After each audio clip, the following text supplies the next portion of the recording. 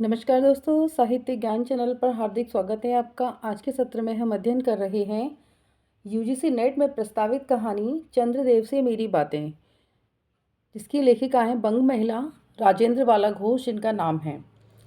तो इसमें हम पात्र परिचय, कथो उनके संवाद और समीक्षा का अध्ययन करेंगे। तो चलिए शुरू करते हैं। चंद्रदेव से मेरी बातें बंग महिला राजेंद्र बाला घोष की जो कहानी है वो किस समय लिखी गई, क्या उसकी वो है पृष्ठभूमि क्या है कहानी की। प्रकाशन सरस्वती पत्रिका 1904 ईस्वी में इसका प्रकाशन हुआ था, निबंध के रूप में।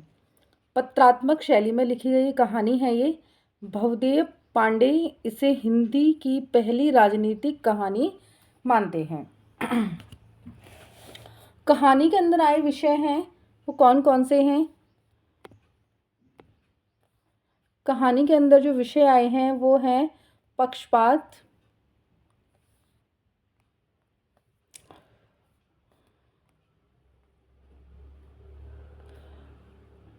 पक्षपात, कलकत्ता की बात, वाहन, चप्पल, एकता का सूत्र, परिवर्तन, ज्ञान विज्ञान, चिकित्सा, बिजली, तंत्र विज्ञान और कानून आदि।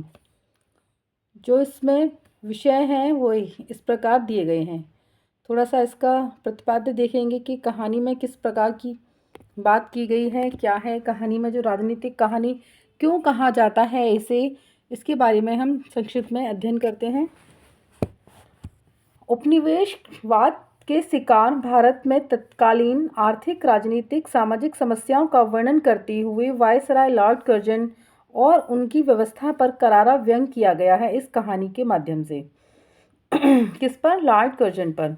यह कहानी चंद्रदेव को लिखे गए पत्र के रूप में लिखी गई है, तभी तो इसे पत्रात्मक शैली में कहा गया है, जिसमें तत्कालीन गुलाम भारत की व्यवस्था और परिवेश पर व्यंग है। अंग्रेजी सरकार की न्याय व्यवस्था पर भी व्यंग किया गया है। रंगभेद व पक्षपात का इसमें चित्रण किया गया है कि पुराने समय में अंग्रेज और भारतवासी गोरे और जो काले का भेद करते थे वह इस कहानी के माध्यम से व्यक्त किया गया है। सरकारी मिशन और कमीशन की उपयोगिता पर प्रश्न चिन्ह लगाती है यह कहानी। उच्च शिक्षित वर्ग की काठ के पुतलों से तुलना की गई है। भारत की दीनहीन व्यवस्था को देख लेने का आग्रह चंद्रदेव से किया गया है। प्रकृति से छेड़छाड़ पर व्यंग किया गया है। मसलन कलकत्ता आदि को देखकर आपके देवराज सुरेंद्र भी कहेंगे कि हमारी अमरावती तो इसके आगे निरी फीकी सी जान पड़ती है।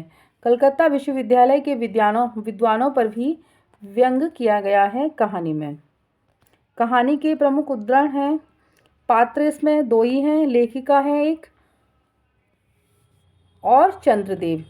प्रमुख उद्धरण: भगवान चंद्रदेव, क्षमा कीजिए, आप तो अमर हैं, आपको मृत्यु कहाँ। लेखिका पत्र लिख रही है।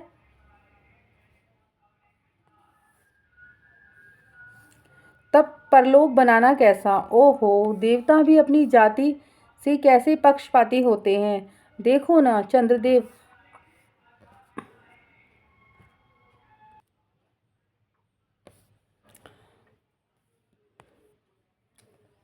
देखो न चंद्रदेव को अमृत देकर उन्होंने अमर कर दिया। तब यदि मनुष्य होकर हमारे अंग्रेज अपने जाति वालों का पक्षपात करें तो आश्चर्य ही क्या है। अच्छा, यदि आपको अंग्रेज जाति की सेवा करनी स्वीकार हो तो एक एप्लीकेशन, निवेदन पत्र हमारे आधुनिक भारत प्रभु लॉर्ड कर्जन के पास भेज देवे। आशा है कि आपको आदरपूर्वक अवश्य आह्वान करेंगे, क्योंकि आप अधम भारतवासियों के भांति कृष्णांग तो हैं ही, यानी सांवले रंग वाले तो हैं ही, तो है नहीं। आपको जो अच्छी नौकरी देने में उनको गौरांग जाति कुपित हो उठेगी। मैं विश्वास करती हूँ कि जब लॉर्ड कर्जन हमारे भारत के स्थायी भाग्य विधाता बन के आवेंगे तब आपको किसी कमीशन का मेंबर नहीं तो किसी मिशन के भर्ती करके व्यवस्था ही भेज देवेंगे, क्योंकि लॉर्ड कर्जन को कमीशन और मिशन दोनों ही अत्यंत प्रिय हैं। मैं अनुमान लगाती हूँ कि आपके नेत्रों की ज्योति भी कुछ अवश्य ही मंद पड़ गई होगी, क्योंकि आधुनिक भारत संतान लड़कपन से ही चश्मा धारण करने लगी है। इस कारण आप हमारे दीनहीन क्षीण प्रभ भारत को उतनी दूर से भली भांति न देख सकते होंगे। जिस व्योमवासिनी विद्युत देवी का स्पर्श तक करने का किसी व्यक्ति को साहस नहीं हो सकता, वही आज पराए घर में आश्रिता नारियों की भांति ऐसे दबाव में पड़ी है कि वह चूं तक नहीं कर सकती। क्या करे, बेचारी के भाग्य में विधाता ने दास वृत्ति ही लिखी थी। स्त्रियों की दशा का इसमें वर्णन भी किया गया है। अब भारत में न तो आपके और न आपके स्वामी भुवन भास्कर सूर्य महाशय के ही वंशधरों का साम्राज्य है, और न अब भारत की वह शस्य श्यामला सुवर्ण प्रसूता मूर्ति ही है। अब तो आप लोगों के अज्ञात एक अन्य द्वीपवासी परम शक्तिमान गौरांग महाप्रभु इस सुविशाल भारतवर्ष का राज्य वैभव भोग रहे हैं। अब तक मैंने जिन बातों का वर्णन आपसे स्थूल रूप में किया है, वह सभी इन्हीं विद्या विशारद गौरांग प्रभुओं की कृपा कटाक्ष का परिणाम है। यूँ तो यहाँ प्रतिवर्ष पदवी दान के समय कितने ही राज्य विहीन राजाओं की सृष्टि हुआ करती है, पर आपके वंशधारों में जो 2-4 राजा महाराज नाम मात्र के हैं, वे भी काठ के पुतलों की भांति जैसे उनके रक्षक नचाते हैं वैसे ही नाचते रहते हैं। वे इतनी भी जानकारी नहीं रखते कि उनके राज्य में क्या हो रहा है, उनकी प्रजा दुखी है या सुखी। देशी राजाओं की रीढ़ विहीनता का वर्णन किया गया है। देशी जो राजा हैं वो काठ के पुतले, यानी जो अंग्रेज चाहते हैं वो भारतवर्ष की जो पढ़ी लिखी जनता है, यानी जो उस समय के वो हैं, वो उसी प्रकार का कार्य करते हैं जो अंग्रेज चाहते हैं। इसलिए उन्हें काठ की पुतलों की संज्ञा दी गई है। हरि पद भदवा त्रिलोक्य पावनी सुरसुरी के भी खोटे दिन आए हैं, वह भी अब स्थान स्थान पर बंधन ग्रस्त हो रही हैं। उसके वक्ष स्थल पर जहाँ जहाँ मोटे बृहदाकार खम्भ गाड़ दिए गए, यानी पृथ्वी की बात की जा रही है। गंगा पर बन रहे पुलों और बांधों के मार्फत आधुनिक विकास की आलोचना। कलकत्ता आदि को देखकर आपके देवराज सुरेंद्र भी कहेंगे कि अब हमारी अमरावती इसके आगे निरी फीकी सी जान पड़ती है। महत्वपूर्ण है ये। वहाँ कई ईडन गार्डन तो पारिजात परिशोभित नंदन कानन को भी मात दे रहा है। प्रकृति से छेड़छाड़ पर यहाँ पर व्यंग्य किया गया है। भ्रमण करने को आए तो अपने फैमिली डॉक्टर धन्वंतरी महाशय को और देवताओं को चीफ जस्टिस चित्रगुप्त जी के साथ अवश्य आएं। अब कहानी की समीक्षा देखेंगे। कहानी के प्रमुख पात्र हैं भगवान चंद्रदेव, यानी भगवान लेखिका देश की दुर्दशा का वर्णन कर रही है। वो चांद को यानी भगवान चंद्र को एक पत्र लिख रही है, और उस पत्र के माध्यम से भारतवर्ष की दुर्दशा है, उस समय अंग्रेजों के भारतवर्ष में रहने पर जो अव्यवस्थाएं फैली हैं, उनका वर्णन अपने पत्र के माध्यम से वो कर रही है। और उनको एक पत्र भेज दिया है कि आप इस पत्र को पढ़कर यहाँ की अव्यवस्था को देखें, और पत्रात्मक शैली में लिखी गई कहानी है, ये बहुत ही महत्वपूर्ण है। लेखिका बंग महिला और राजेंद्र बाला घोष वही हैं, लेखिका है, और उसने भगवान चंद्र को पत्र लिखा है, यानी 2 ही पात्र हैं इसमें, बहुत अधिक पात्र नहीं है। कहानी की समीक्षा देखते हैं कि क्या है कहानी में। इस कहानी में चंद्रदेव के माध्यम से लॉर्ड कर्जन पर तीखा व्यंग्य किया गया है। लॉर्ड कर्जन उस समय के वायसराय हुआ करते थे, तो उनकी जो व्यवस्थाएं थी उन पर व्यंग्य किया है। लॉर्ड कर्जन भारत के वायसराय थे तथा उन्होंने ही वर्ष 1905 में बंगाल विभाजन का बीज बोया था, तथा अक्टूबर 1905 में ही बंगाल की विभाजन भी हो गया। लॉर्ड कर्जन भारत में ही अपने पद पर बने रहना चाहते थे, वह भारत में ही रहना चाहते थे अपने पद पर, जबकि यहाँ की जनता उन्हें नापसंद करती थी।